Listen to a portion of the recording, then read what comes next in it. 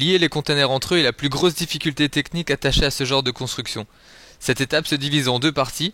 Il y a premièrement l'étape qui consiste à sceller les containers aux fondations et la seconde étape qui consiste à sceller les containers entre eux. Dans un premier temps, je vais expliquer un peu quel type de soudure on va utiliser. La technique idéale pour souder de l'acier est la soudure à l'arc électrique.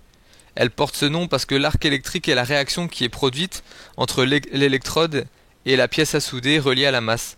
Il y a une montée en température qui avoisine les 3000 degrés et cette chaleur permet de fusionner des métaux de même nature sans apport de matière autre que les pièces à souder et l'électrode.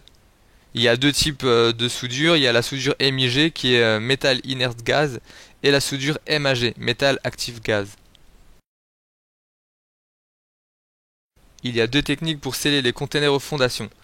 La première technique consiste à souder les corner fittings. Pour rappel, c'est les coins des containers qui sont représentés en bas à gauche. Pour les fondations en plot à béton, on va souder le container sur une plaque métallique préalablement raccordée au plot. Cette partie du plot s'appelle une embase qui est représentée sur le schéma en haut à gauche. C'est la partie qui fixera définitivement le container au plot. La deuxième technique s'appelle le boulonnage. Ça peut être soit une alternative à la soudure, soit utilisée en même temps que celle-ci. Mais par contre, elle augmente sensiblement le risque de corrosion et elle est donc déconseillée pour la réalisation d'une habitation permanente. En fait, c'est un peu comme le schéma en haut à droite. On va fixer des boulons avec des écrous qui peuvent être soit des écrous classiques, soit des papillons qui se fixent à la main, sur chaque corner fitting comme pour la soudure, et elles seront fixées directement sur la semelle. Dans les deux cas, les espaces entre les deux parois à relier vont être comblés avec de la mousse polyuréthane, puis recouverts de mastic et d'une bande de roofing. Une bande de roofing, c'est simplement une plaque métallique qu'on va souder par-dessus pour parfaire l'isolation et l'étanchéité. Lorsque deux containers sont accolés l'un à l'autre, il y a trois types d'ouvertures à sceller. Il y a les parties verticales qui sont les parois, il y a la partie au sol du cadre et le dessus du container. Les premières parties à sceller sont d'abord les parties horizontales, puisque c'est elles qui vont donner un point de stabilité à l'ensemble du cadre du container. Les parties du haut sont la plupart du temps fixées en premier pour maintenir d'une façon efficace l'ensemble des éléments à souder.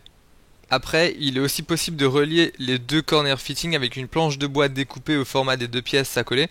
Et elle va se fixer à l'aide de chevilles mollies qui sont représentées au bas à gauche. En fait, la cheville mollie à gauche, c'est la cheville de base, et celle à droite, c'est une fois qu'on la visse, la pièce métallique se resserre et forme une étoile. Après la soudure, on va repeindre la structure avec une peinture anti-rouille pour éviter que la corrosion ne grignote la structure du conteneur.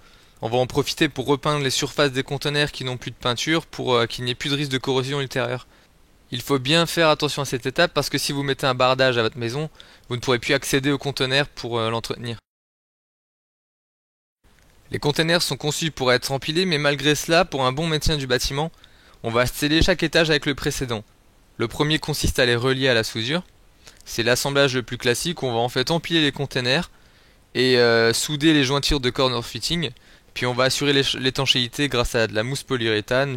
Le deuxième procédé présenté en bas à droite, c'est simplement relier les conteneurs avec d'autres matériaux. C'est le mode de construction qui comporte le moins de travaux de découpe et de soudure puisque les conteneurs ne sont pas accolés les uns aux autres.